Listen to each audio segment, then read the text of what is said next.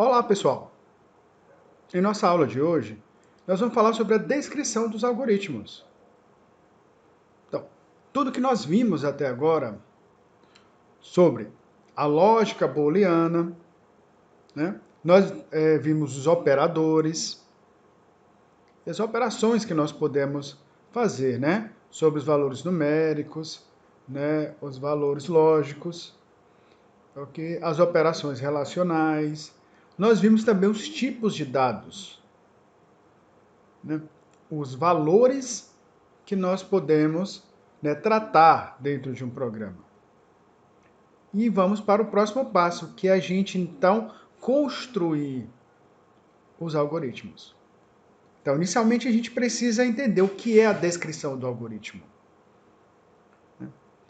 Como a gente descreve, como a gente escreve, constrói os nossos algoritmos.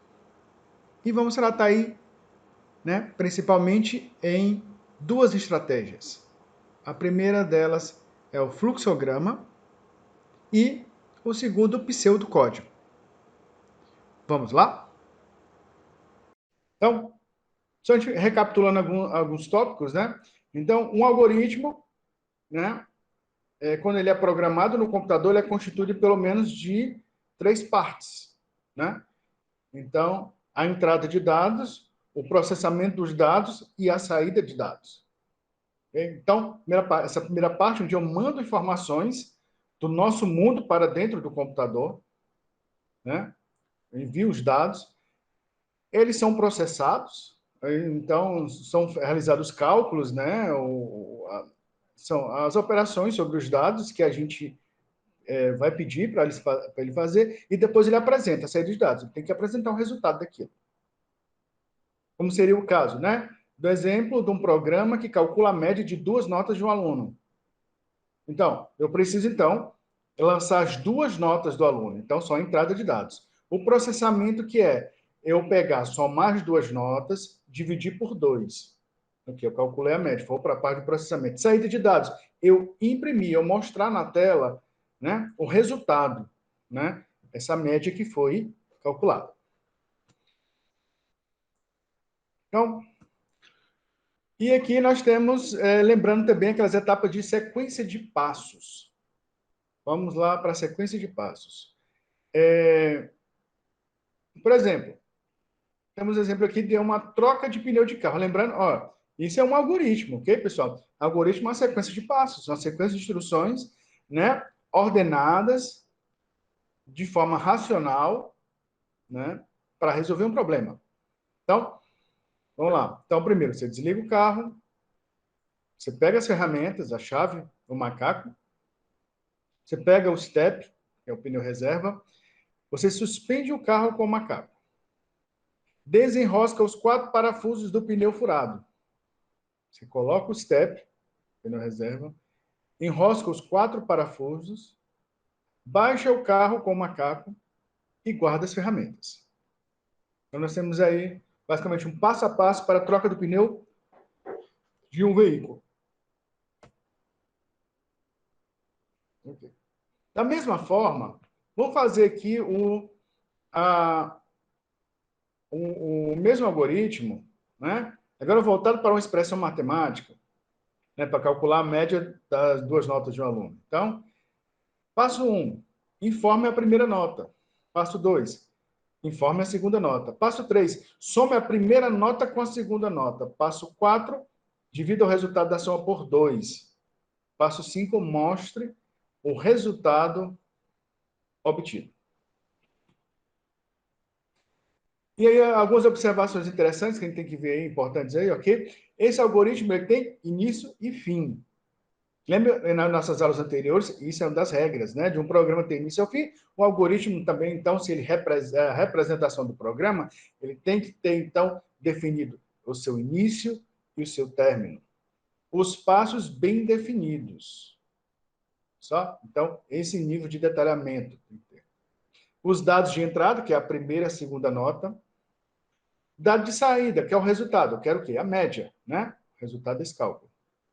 Instruções de cada passo são precisas, como nós vimos. Podemos afirmar que a construção de algoritmos é uma atividade que faz parte do nosso cotidiano. Então, no momento, nós estamos, né, tudo que a gente faz através de algoritmos, né, de forma meio que inconsciente. Né? A gente constrói nessa sequência, né, de instruções, né, para fazer as nossas operações. A gente, né, fazer uma receita, né, um bolo, né, uma coisa, você segue, né, um algoritmo. Okay. E segue uma sequência lógica de passos que geram as suas respectivas saídas, que são os resultados alcançados. E aí, também lembrando algumas coisas que nós já comentamos, é importante lembrar que existem várias maneiras de solucionar um problema. Então, a gente vai ver muito isso nas nossas atividades. Então, o mesmo problema, nós vamos ter várias soluções diferentes. Então, cada aluno aí, né, vai ter uma ideia, uma estratégia para resolver o problema. Mas uma estratégia através de sequência de comandos. O importante é chegar à solução. Melhor ainda se essa solução for atingida de forma eficiente e eficaz. Se ela for, se ela for a solução correta, ok? E usando o mínimo de recursos possível. Então, tem uma forma de a gente fazer, aquela forma geral, mas tem uma forma mais simples ainda. Uma forma que usa menos variáveis, uma forma que utilize menos instruções. Então, você, no final, você vai perceber o quê? Então, que isso vai ser um algoritmo mais enxuto. E vai gerar um programa mais rápido, um programa mais leve. Então, a eficiência e a capacidade de produzir com maior qualidade com os mesmos ou menos recursos. Né? Quando eu falo isso, então, reduzir, né, volume de variáveis, por exemplo, você está utilizando menos recursos, está utilizando menos memória do computador. E a eficácia caracteriza por fazer o que é necessário para alcançar determinado resultado. Então, falando aí sobre a diferença, tá? Da eficiência e eficácia em termos de algoritmos. Então, eu vou deixar aí para vocês fazerem uma atividade, tá? Após a aula, então, vocês vão lá para a caneta, né? E vamos fazer tem uma série aí são 5 atividades, né? Escreva o seu algoritmo usual para ir ao IFTO. Escreva o algoritmo para fritar batatas. Escreva o seu algoritmo usual para tomar banho. Escreva um algoritmo que, dado o número, exiba o seu antecessor. Faça o mesmo para exibir o sucessor de um dado número. Okay? Então, vou fazer esse aqui, o mais simples, né? Vamos botar aqui o de fritar batatas. Né? Se a gente fosse fazer aqui o exemplo, como seria o algoritmo de fritar batatas? Então, primeiro passo é descascar as batatas.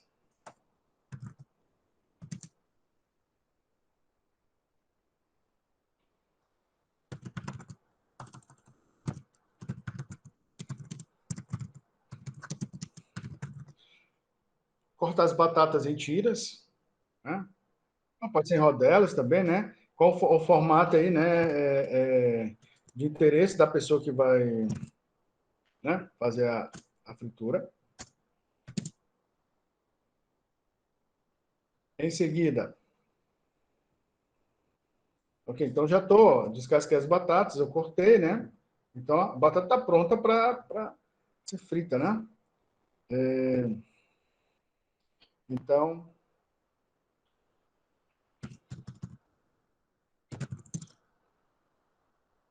colocar colocar a panela no fogo.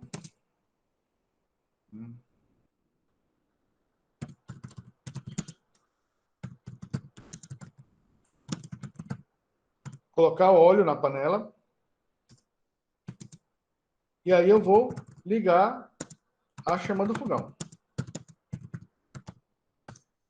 A gente não pode alterar essas etapas, né? Se a gente começar, por exemplo, ligar a chama do fogão, né? Depois a gente for botar a panela no fogo, depois for colocar o óleo. Primeiro que você vai estar consumindo aí o gás, né? O combustível lá de forma necessária. Pode aquecer muito a panela, você colocar um óleo lá, vai acabar respingando óleo, a queimadura, um incêndio, alguma coisa assim, né?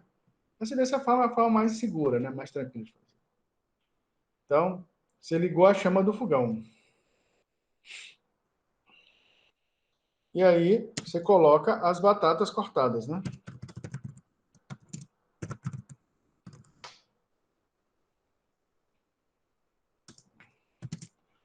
As batatas. Depois que eu coloquei, então, ou seja, depois chegar ao ponto, né, de fritura, né?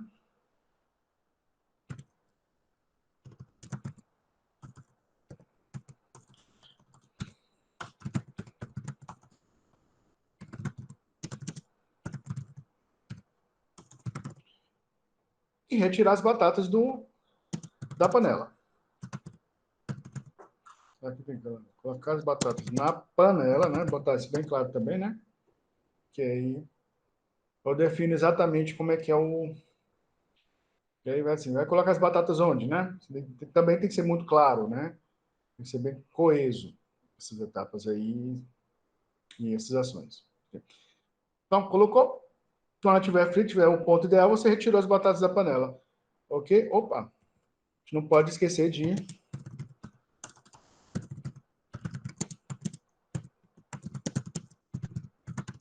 desligar a chama do fogão. Senão aí você vai ter um probleminha aí depois aí, né? De um superaquecimento aí desse óleo. Okay? É algo desse tipo, tá, pessoal? Ok? Essa sequência de passos. Então, para que vocês, né, coloquem em prática, né, essas atividades de sequência de comandos, né? Sequência de instruções. Ok? E aí, olha só. Antes de fazer a atividade, considere as técnicas para a elaboração de algoritmo. Ler atentamente o enunciado. Destacar os pontos mais importantes. Definir os dados de entrada, os dados de saída. O que se deseja obter. Definir o processamento. De que maneira será ordenada a sequência de passos. E aí, por último, você constrói o algoritmo. Todos esses passos aqui foram seguidos na construção desse algoritmo para fritar batatas.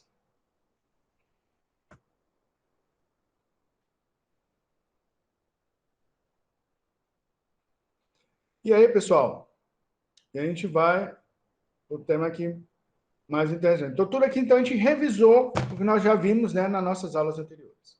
Okay? E a gente vai o quê? Para formas de representação dos algoritmos.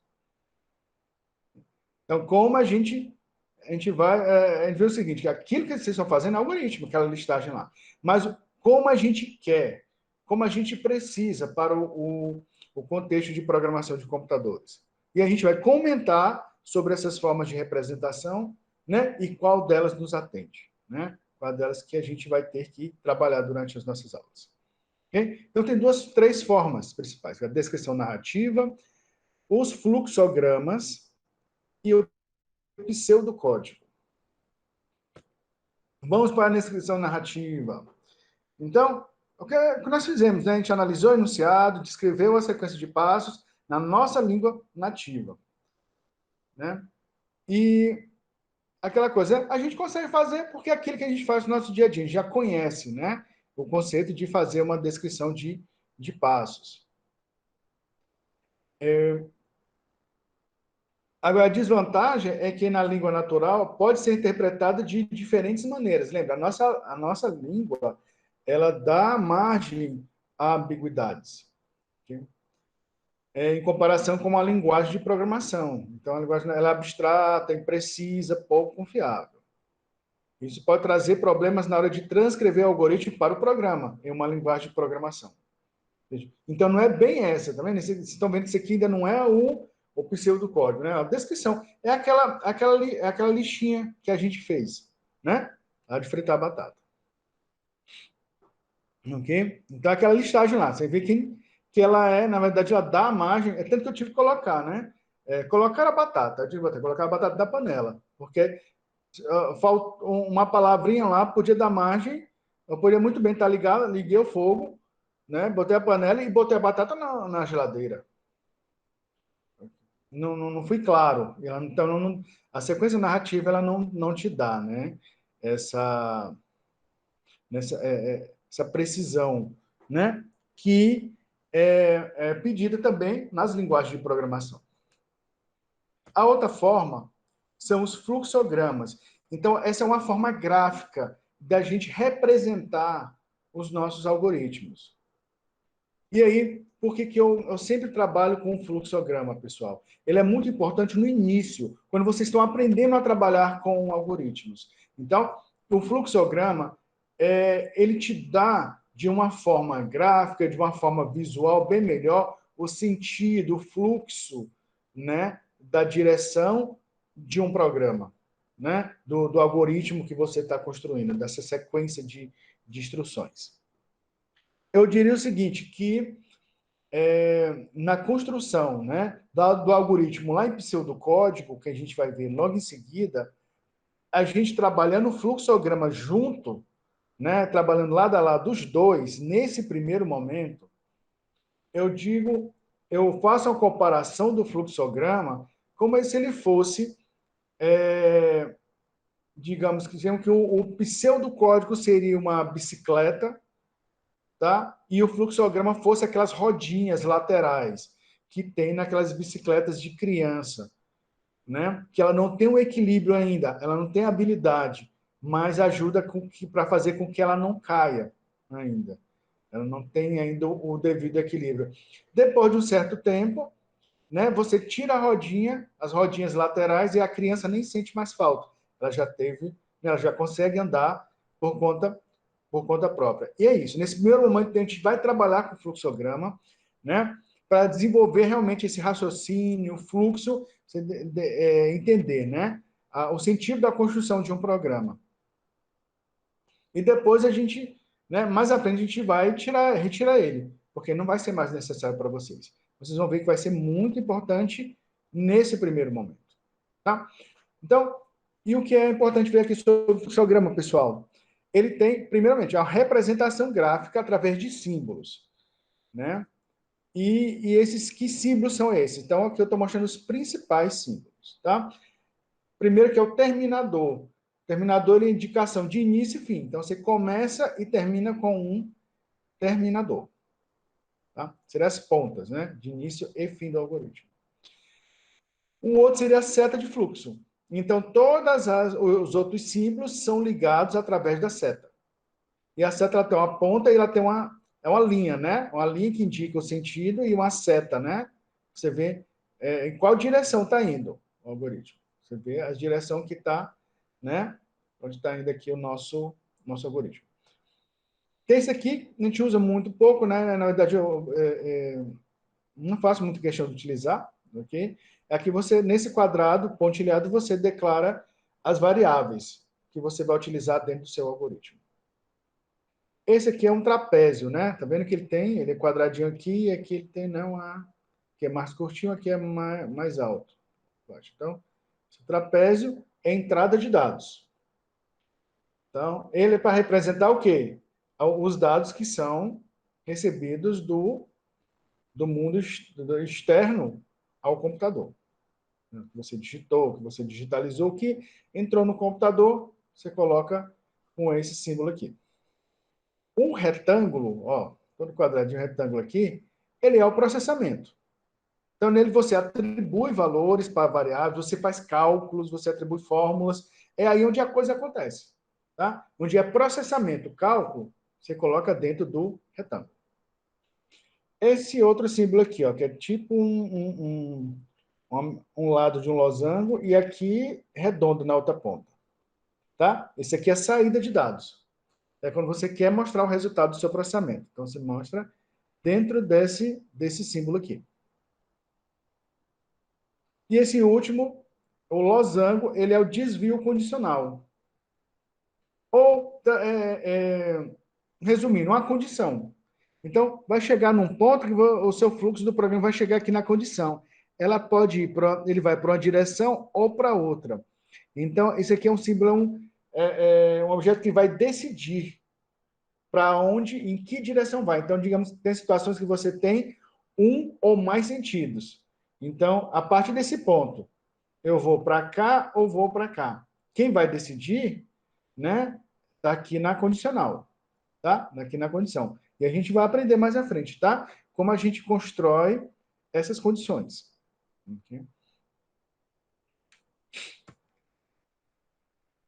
E aí, ó, entre as vantagens, ó, é mais fácil entender o conteúdo descrito de forma gráfica do que descrito textualmente. Nesse primeiro momento, você bate e você sabe para onde está indo o programa.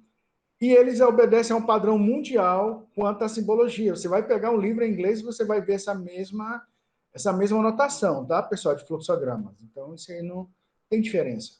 Tá? E as desvantagens? Os dados podem não ser suficientemente detalhados, dificultando a transcrição do algoritmo para o programa ser desenvolvido. Né? Ele é mais resumido, né, do que o pseudocódigo. É necessário aprender a simbologia, mas isso é muito simples. Vocês vão ver que são poucos símbolos, então, rapidamente vocês pegam o jeito deles. E para algoritmos mais extensos, a construção do fluxograma pode se tornar mais complicada. Que aí, por exemplo, eu só trabalho até a parte de condições com fluxograma. Quando eu vou trabalhar com repetição, né, com laço de repetição, com loop, coisa do tipo, eu já não trabalho mais com fluxograma. Por quê? Porque exatamente porque ele já começa a se tornar mais complicado do que o pseudocódigo, mais trabalhoso. E aí você já sabe fazer o pseudocódigo já muito bem nessa etapa. Então, nessa aí é aquela coisa, né? Então, nesse ponto, eu já tirei a rodinha lateral. A gente já não precisa mais usar fluxograma. E aqui um exemplo, olha só, bem simples, né? De um fluxograma para calcular a média de 2 notas de um aluno. E aí, lembrando lá, né, dos símbolos gráficos do fluxograma. Então, você tem aqui os terminadores de início e de fim. Viu só? Aqui, ó, início e fim. Início, e você já vai direto para um outro símbolo. Lembra do trapézio? Entrada de dados. Para começar, eu preciso o quê? Eu preciso ser mandado para o computador entrada de dados, preciso da nota 1 e da nota 2. Está aqui. Em seguida, agora eu vou para o processamento. Eu vou calcular. Por quê? Eu vou aqui é o retângulo, porque aqui eu vou fazer o cálculo da média. Olha só, em média, lembra como é o comando de atribuição, né? O menor e o tracinho. Média recebe. Isso aqui diz isso, tá? Significa que média recebe, entre parênteses, nota 1 mais nota 2, fecha parêntese, dividido por 2. Lembrando que essa fórmula precisa do parêntese por causa da ordem de precedência dos sinais. Eu preciso somar para depois dividir. Se eu não colocar o parêntese, como a divisão tem uma precedência, né, tem uma prioridade maior do que a adição, ele vai dividir a segunda nota por 2 e depois vai somar com a nota 1. E essa média vai ficar errada. Então, é assim que a gente faz, tá? Então, a gente coloca entre parênteses nota 1 mais nota 2, para que ele garantir a soma, e depois você divide por 2. Okay. Então, eu li a nota 1, nota 2, olha só, com o símbolo de entrada de dados. Agora eu vou fazer o cálculo, então o cálculo vem, né, com o símbolo gráfico do processamento, ou seja, então atribuição, cálculos é processamento, aqui então é no retângulo.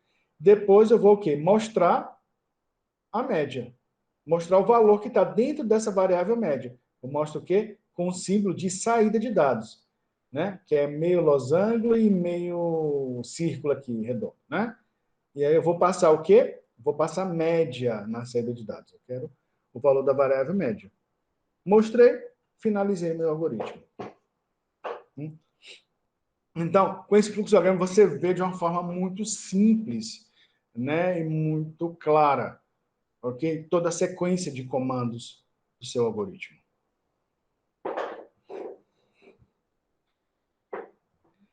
E aí você vê aí, né? Então, pelo exemplo, ó, as entradas para a execução do algoritmo são a primeira e segunda nota.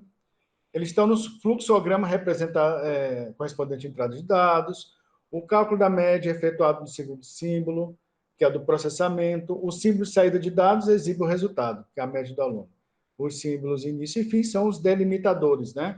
Início e fim do algoritmo. Só alguns comentários, né, sobre esse fluxograma que foi apresentado aqui. Olha só.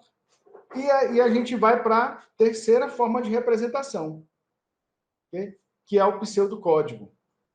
Olha só, que é uma combinação das melhores características das duas formas, né? Da narrativa, descritiva lá e do fluxograma. Então, e a principal vantagem é que, mesmo sendo independente de qualquer linguagem de programação, a sua estruturação facilita a transcrição do algoritmo criado para o código dessas linguagens. E aí, o que eu estou falando, pessoal? Eu estou falando de Portugal aqui, certo? Aqui eu estou falando de Portugal, que é o pseudocódigo que nós vamos utilizar aqui, no padrão. Então, ele é uma... Lembra que a outra narrativa, lembra que ela não é muito transparente, ela dá margem à interpretação. Já no pseudocódigo, não. Então, é uma narração, porém, dentro de um conjunto de regras muito parecidas com a do fluxograma. E que isso, então, e que ela, o problema da outra, da narrativa, porque ela dificulta, ela tem alguns empecilhos para transcrever para a linguagem de programação. O pseudocódigo, não. Então, ele já vai muito próximo da linguagem de programação. Então, precisa pequenas adaptações do seu pseudocódigo para a linguagem que você vai utilizar. Né? É um pequeno passo, apenas uma tradução, porque ela está praticamente, é como se fosse uma linguagem de programação, né? Ela é muito parecida com a linguagem de programação, o pseudocódigo. Agora, a desvantagem é que nós precisamos aprender as regras dessa forma de representação. Então, e aí, mas vocês vão ver, não é tão difícil isso, por quê? Porque uma boa parte do conjunto dessas regras nós já conhecemos, ok? A gente já passou já um pouquinho, né? Por exemplo, isso vai de acordo, por exemplo, com nomeação de identificadores, né? Que é nomes de variáveis e coisas do tipo. Então, não vai ser um problema isso, tá, pessoal? É muito simples. Então, olha só, um pseudocódigo, tá? Só um momentinho. Olha só, um pseudocódigo para calcular a média das duas notas do aluno. O mesmo o pseudocódigo para o mesmo problema que nós vimos lá no fluxograma. E aí, o pseudocódigo, nós temos essa, digamos assim, esse formato, ok? Então, ele tem esse engessado. Mas veja como é simples. Okay? Primeiro, vamos focar aqui na parte azul. Essa parte azul é o esqueleto. Quando você vai abrir, você vai construir, digamos assim, você começa por esse esqueleto aí. Você coloca algoritmo, espaço, você vai botar o nome do algoritmo. Vai dar o nome aí. Depois você tem que var. Abaixo do var, você vai colocar as variáveis que você vai precisar no seu algoritmo. E aqui você tem início e lá no final tem fim algoritmo. Tudo junto, ó. Entendeu? Não tem underline, ok? Tudo juntinho, sem espaço. Fim algoritmo. Vamos lá à primeira parte. Okay? Nessa primeira, onde tem aqui a nomeação do algoritmo, você coloca entre aspas dupla o nome. Né? Você vai colocar o nome do seu programa. Eu nomeei aqui como boletim. Abaixo aqui tem um negócio aqui em cor verde. Tá? Mas isso aí você define, você configura como você quiser. Tá? Nesse caso aqui, o que eu queria destacar, tudo que está em verde é comentário. Tá? Você bota barra, barra, e o que você escrever na frente, ele não é levado em consideração. É como se ele não existisse. Ele é invisível, tá? Para o algoritmo. E serve para quê, então, o comentário? O comentário é para você escrever dentro do seu algoritmo, dizer o que você está fazendo. Muitas vezes o seu algoritmo é muito complexo, o seu algoritmo é muito grande. E isso vale também para as linguagens de programação. Então, você está com código em Java, você está com código em C, então, você está num lugar lá, num bloco lá, você está com 500 linhas, e você está fazendo uma fórmula lá dentro. Né? Imagine que está fazendo o programa da folha de pagamento do Estado. E lá no meio tem tantas situações lá. Aí tenho, vou fazer um código aqui, eu estou fazendo, nesse código aqui eu estou fazendo um cálculo, né, de pagamentos atrasados de requisição judicial, tal, que vai poder, quando tiver lançar alguma sentença, alguma coisa, e vai cair aquele valor a mais no contra-cheque do funcionário. Então, você vai ter que ir lá e codificar aquilo. Você vai fazer uma série de cálculos, fórmulas, para resolver aquela questão, aquele problema específico. E aí, o que acontece? Muitas vezes, você mesmo, voltando daqui a 6 meses, daqui a 2 anos, voltando para aquele código que você escreveu, nem você sabe o que você está fazendo ali. Você vê só um monte de variáveis e números. Né? O salário recebe mais isso, mais juros de tanto, menos isso. Tá, mas aqui eu estou calculando o quê aqui, nesse pedaço do programa? E aí facilita muito quando você coloca barra, barra. Quando você coloca barra, barra, o que você escrever na frente, você pode escrever o que você quiser, porque aquilo não fica invisível para o programa, fica invisível para o compilador, não é levado em consideração. Só que só serve para você que está enxergando o código do programa. Você enxerga aquilo, mas ele não é compilado, okay? Ele não é gerado, né?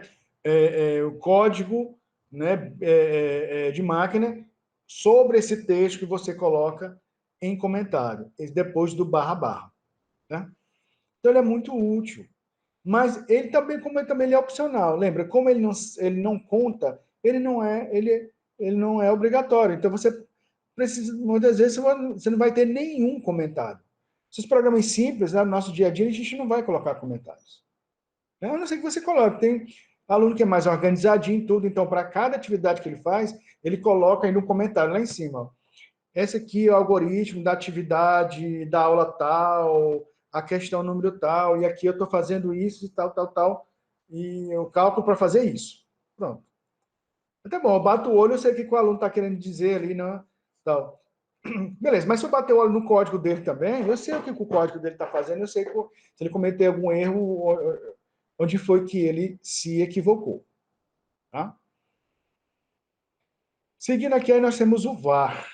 Ao VAR, você, né, na linha de baixo do VAR, você pula a linha, então, e aí você vai colocando, olha só, aqui, né, no caso as notas, elas têm que ser real, né, que é 5,5, 7,5, né, a média também dá no valor quebrado, então, e olha só como é declarado, ó, nota 1, nota 2, a média 2 pontos, ou seja, você vai colocando todas elas, todas as variáveis, 2 pontos, real.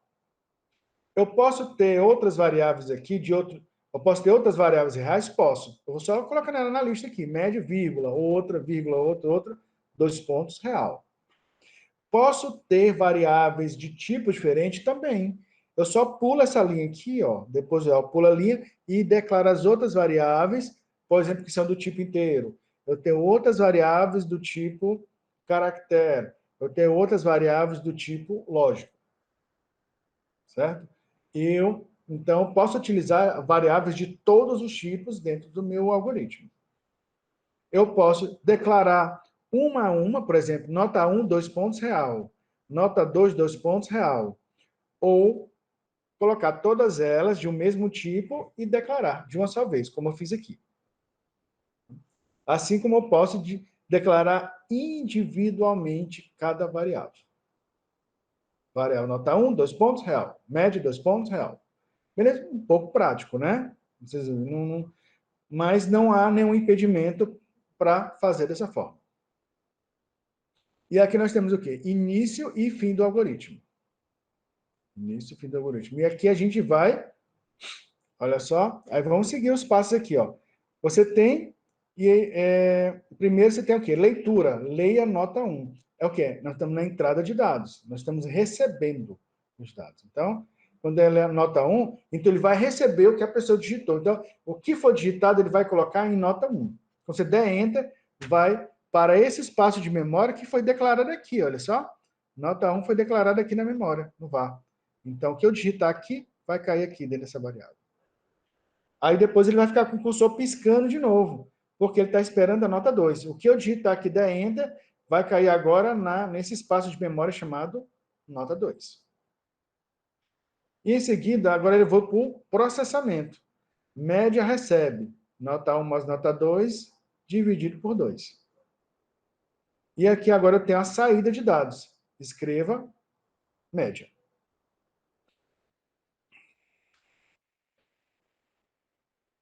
Vamos lá, né?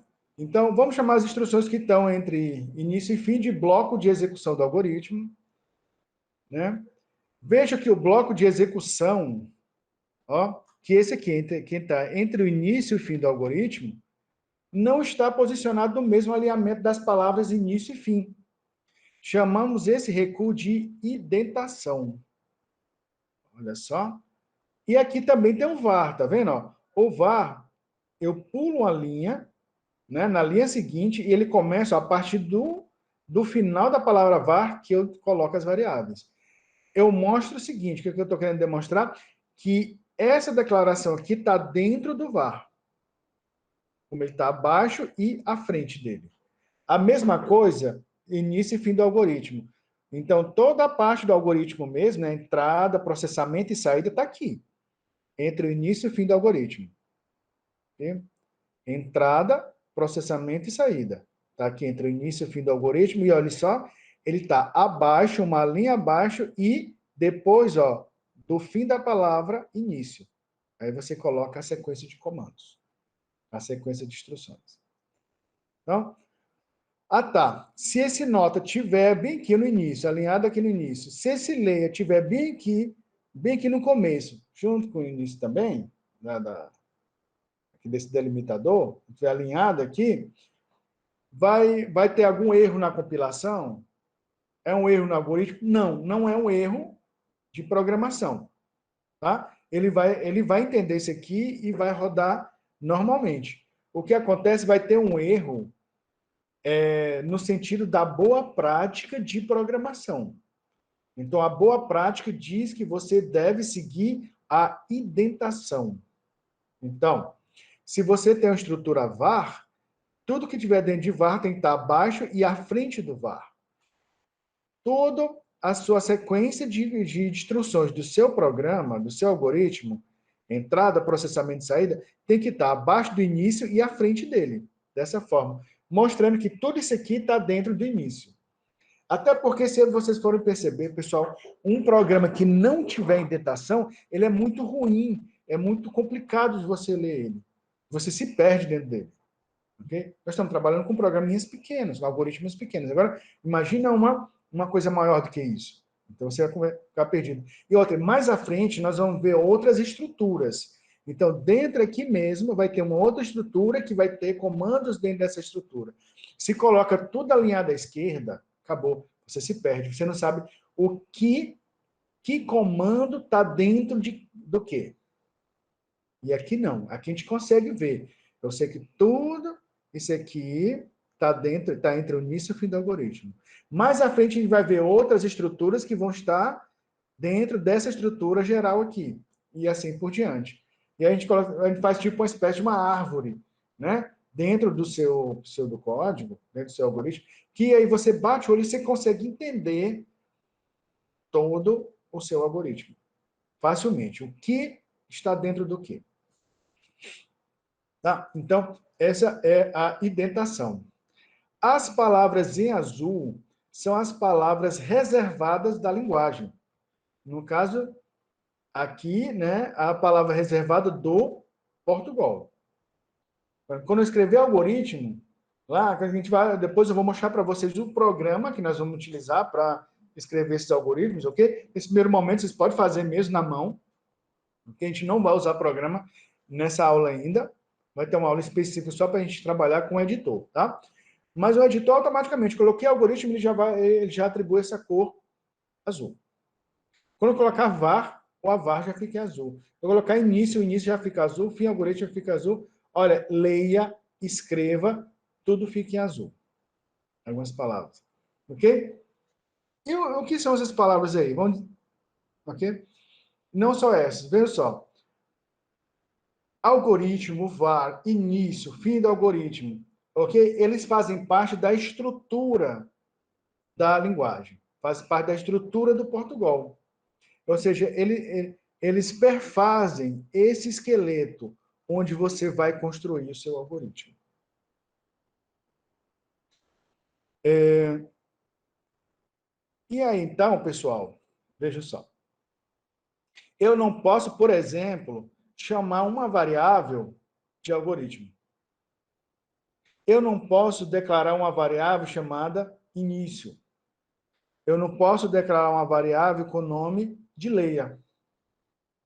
Por quê? Porque elas fazem parte da estrutura do seu algoritmo. Então são palavras reservadas. Por isso, o que nós chamamos? Palavras reservadas porque você não pode utilizar elas em outro contexto, a não ser nesses locais. Você não pode chamar uma variável, declarar aqui uma var. Porque var já é uma palavra reservada para definir a declaração de variáveis. Assim também são palavras reservadas comandos, tá? De entrada e saída. Então, leia e escreva também são palavras reservadas. Elas são utilizadas para receber informações, dados do mundo externo, ou para exibir os resultados do processamento. Então, você não pode utilizar leia e escreva em outro contexto. São palavras reservadas. Real também é uma palavra reservada, porque real define um tipo de uma variável. Okay? Então, como inteiro, como lógico, eu não posso utilizar essa palavra dentro do nosso programa, ok? A não ser nesse contexto. Eu uso real apenas no contexto de declaração de variáveis.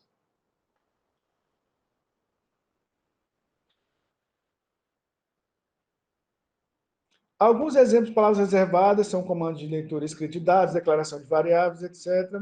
Os comentários explicam o algoritmo, né? Que é o que está em verde, que eu mostrei para vocês já aqui, né? Que é os comentários. Tudo que tiver em barra, barra, você escreveu. Porque a forma de escrever comentário varia também de linguagem para linguagem. Em Portugal, e na maioria das linguagens, Portugal, na verdade, não é uma linguagem mesmo, né? A gente é apenas uma linguagem aqui didática, a gente vai trabalhar com vocês aqui, ok? Pseudocódigo, mas a maioria das linguagens de programação utilizam também barra, barra para comentários. Aí o que pode ter a diferença entre uma ou outra linguagem. Às vezes uma vai ser asterisco, asterisco, outra vai ser barra asterisco, tá? E mas é a mesmo jeito, tá? Mas acaba sendo o mesmo. Muda apenas o símbolo que define o início da seção de comentários. E aqui, olha só, pessoal, eu queria mostrar para vocês aqui, nesse final, que é o quê? Olha só. Você consegue ver como é igualzinho, pessoal, uma coisa da outra aqui, ó. Tá? Então, o algoritmo, né, feito o fluxograma dele, para ler as duas notas e calcular a média. Então, ó, início, ele lê a nota 1, nota 2, que aqui é só entrada de dados, lembra, a média não entra aqui, que aqui na declaração de variáveis, tá? Aqui é só entrada. Então, início. Início aqui, tá vendo? Ó? Início. Nota 1, nota 2, aqui é entrada de dados. Tá aqui, ó, entrada de dados, ó. Lê a nota 1, lê a nota 2, ó. Tá aqui. Depois você tem o quê? O processamento, que é o cálculo da média, né? A média recebe nota 1 mais nota 2 dividido por 2. Tá aqui, ó. E agora você escreve a média, ó. Apresenta a média, que é na saída de dados. Tá aqui, ó. Escreva média. Fim do algoritmo. Então, aqui, ó, esse fluxograma, ele traz exatamente o que está entre o início e o fim do algoritmo. O que falta aqui é a declaração de variáveis, tá? Que você poderia colocar aqui também. Lembra que depois do início, você podia colocar aquele quadrado, né, o retângulo, perdão, o retângulo quadriculado. Lembra lá da... Deixa eu ver vocês aqui. Ó.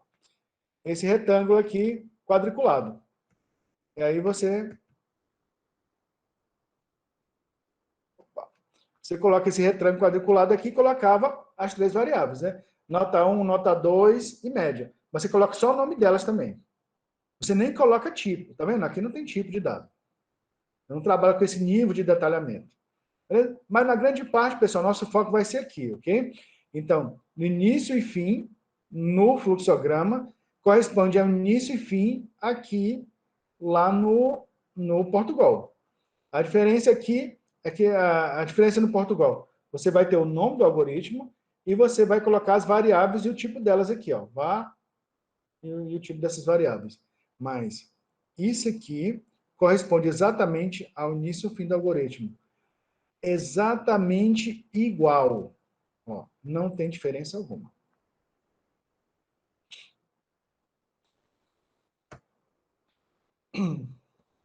E aqui, então, olha só. E aí eu passo uma segunda lista, exatamente, eu acho que eu tinha esquecido, foi de excluir aquela lista de atividade que tem no meio, tá? Então, nessa mesma aula, verifique, ela tem duas atividades, né? Aquela primeirinha e tem essa segunda aqui. E a segunda é o seguinte, ó, uma vez que vocês já conhecem, né, o fluxograma e o algoritmo em Portugal, né, pseudocódigo, e aí, aí a gente pede o quê? Para vocês, né, fazer. São 4 programas, isso. 4 programinhas, né? Você vai fazer, para cada um deles, você vai fazer o fluxograma e o algoritmo em Portugal, né? Em pseudocódigo. Então, o número 1, ó, a imobiliária Imóveis vende apenas terrenos retangulares. Faça um algoritmo para ler as dimensões de um terreno e depois exibir a área do terreno. Opa. Beleza. Então, vamos fazer esse primeiro, eu vou fazer junto, tá? Ok? Para que vocês compreendam, né, a construção dele. E depois a gente segue, né? Aí vocês vão fazer as outras demais. Então, vou fazer, então, o fluxograma. Só lembrar que a área, né? A área de um polígono, né? A área é igual a base vezes altura.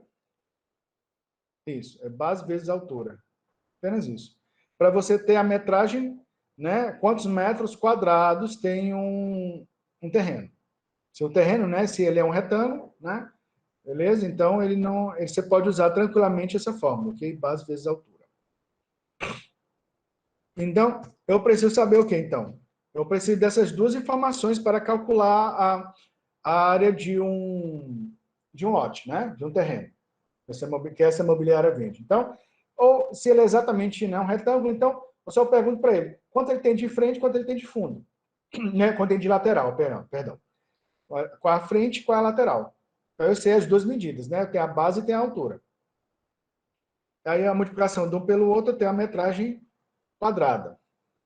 O primeiro passo é isso, né? Entender então isso, eu já entendo como é que vai ser feito o cálculo, tá? Agora eu vou para o fluxograma.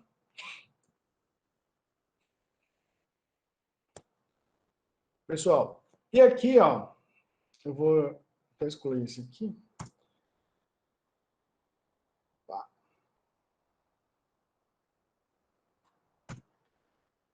Olha só, vocês podem fazer, tá, pessoal, no caderno de vocês, tranquilo, fazer na mão, beleza? Se você acha mais prático, ok? Olha, eu recomendo, para quem quiser fazer através do computador, esse site aqui, tá? Você faz o fluxograma online, que é esse Lucidchart. Okay? Eu verifiquei outros sites. Eu achei esse, estou recomendando para vocês, que eu achei o mais prático, o mais fácil de vocês utilizarem. E aí eu vou fazer, então, ó. Né? Então, você entra lá, muito tranquilo, você faz um cadastrozinho, né? Usa a versão free dele. É uma ferramenta paga, mas você pode usar muita coisa gratuita aqui. Então, esse arroz com feijão que a gente vai fazer aqui, ele atende tranquilamente na versão free. Então, não precisa se preocupar com pagamento. E a gente vai o quê? Ó? Tem ó, formas e tudo. Eu quero na setor de fluxograma. Então, aqui tem começa pelo terminador, né? Eu chamo aqui de exterminador, mas não vai exterminar ninguém, não. Eu só não sei porque tem esse nome. Beleza. E aqui, ó. E aqui você clica e você já digita, ó. Vou colocar lá. Início. Aqui você pode moldar ó, ele. Bem, muito tranquilo, viu? Está bem no meio da ferramenta, né? Depois a gente... Tá. Início. E aqui eu vou, né, para... Aí eu preciso o quê? Para calcular a área. Eu preciso receber, né, o tamanho da frente e da lateral do terreno. Então, é uma entrada de dados. Olha só. Essa ferramenta aqui, tá vendo? Ó, no trapézio, ó. Então, ele já tem aqui, entrada manual. Quando você vai colocando o mouse em cima, ó, ele vai mostrando para vocês, ó, o significado, né, dos símbolos. Então, vamos lá para a entrada manual. Aqui é a entrada de dados. Você clica e arrasta. Já clica aqui dentro, vou daqui, né? Frente lateral. Como é terreno, para usar a base vezes a altura, né? É assim, quem vai... Essa é a fórmula matemática. Nem sempre vai entender, quem vai usar o programa vai entender o que é base, o que é altura. Então, você vai dizer o seguinte, qual é o tamanho da frente, qual é o tamanho da lateral? Facilita, né? Olha, você vai mexendo aqui, ó, ele já dá o ponto exato do centro, ó. Centraliza para você, ó. Ali, a mão na roda, esse aqui, ó. Aí, eu tenho que ligar, né? O início vem para cá. Então, ó, passo o mouse aqui no terminador aqui, ó. Essa bolinha de baixo, clico e arrasto. E ligo aqui. Solto. Pronto. Ele já gera uma setinha. Ok. Então, já tem o tamanho da frente, já tem o tamanho da lateral, agora eu faço o quê? É o cálculo da área, né? Da área do terreno. Então, a área, então, é um processamento. Se eu vou calcular, então, esse aqui, tá vendo? Processo. Clico e jogo lá. Eu joguei aqui no centro. Vou escrever aqui, né? Área. Lembra? Aí eu não posso colocar o quê, ó? Dessa forma, ó. Com acento, né? Não tem... Tira esse acento agudo, ok? Porque aqui é nome de identificador, é identificador de variável. Então, você não pode utilizar isso aqui. A área recebe, né? Frente vezes lateral. Agora esse aqui.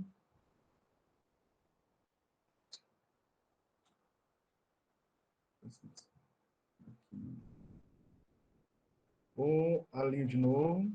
Centralizei. E... Opa, desculpa. Queria puxar a seta.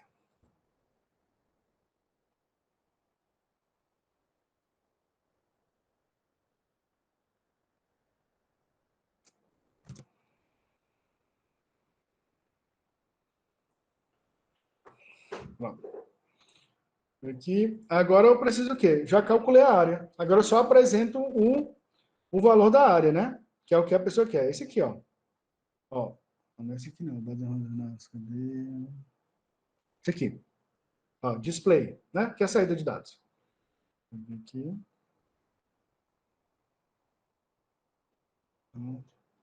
E eu vou imprimir o quê? A área, né? Essa variável é que vai ter o valor que eu quero. Está dentro de área. Pode... Porque receber o valor, né? Joguei a setinha. Vou diminuir isso aqui mais também. Proporcional. Imprimir, ó, recebi a frente e a lateral. Calculei a área. Imprimi na tela a área. Pronto, agora só falta terminar. Acabou o que eu tinha que fazer aqui. Aí eu vou lá para o terminador. Joga a setinha. Aqui. Fim. Pronto. Pessoal, tá feito o meu fluxograma, ok? Ó, tá prontinho aqui. Então, início. Tem as entradas de dados, que é frente e lateral, né? Agora tem aqui, né? A área recebe frente vezes lateral. Imprimir o valor da área e finalizo. Agora eu vou para fazer o pseudocódigo. Não vou fazer ainda no editor, tá, pessoal? Eu vou preparar uma aula específica sobre o editor de Portugal, para facilitar. Então, vamos fazer aqui, então, o Portugal, que é a forma como nós aprendemos, né? Então, ó, vamos fazer o esqueleto dele, então, ó, algoritmo, alguma coisa, vou botar entre aspas aqui, que eu não vou botar o nome, tá? Então, você tem aqui o var, você tem aqui início e fim algoritmo. Pronto. Eu já tenho o esqueleto do meu algoritmo. Tem que ter essas partes, tá? Você já começa por aí. Tem que ter as partes principais. E agora a gente vai, né, enchendo as caixinhas aqui. Então, vamos fazer aqui do início ao fim do algoritmo. Depois a gente só declara as variáveis, né? Que a gente já sabe que vai usar. Vamos ver aqui, então. E aí é isso, ó. Você tendo o fluxograma pronto, fica muito fácil de fazer o algoritmo agora. Ó, início, início. Então, só vem aqui, ó. Vou ler a linha, ó. Fui lá para frente, ó. Opa, mais ou menos aqui. Beleza? Termina o início. E eu vou fazer o quê? Vou fazer a entrada de dados, que eu vou ler o quê? Vou ler a frente, vou ler a lateral. Leia, frente.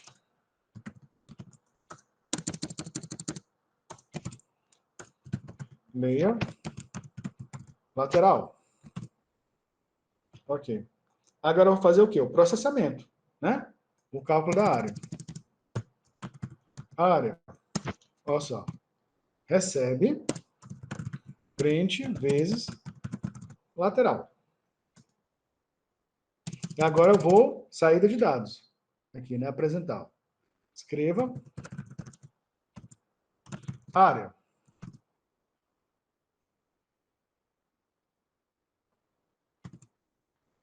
Ok, ó. Finalizei. Falta agora só botar o quê? As variáveis agora, né? Abaixo do var e na frente, ó, depois. Então, assim, eu usei frente lateral e usei área também. Então, área, frente, lateral, 2 pontos, real. Né? Porque os valores, geralmente, de regra, eles não são valores bem exatos, né? Então, real. E o algoritmo, vou botar o nome dele aqui, botar aqui, né? Imobiliária. Pronto. Beleza, pessoal? Olha só. Aqui, então, nós concluímos, olha só, tanto o fluxograma quanto o pseudocódigo, né? O algoritmo em Portugal daquele nosso problema, tá? Que foi apresentado para vocês.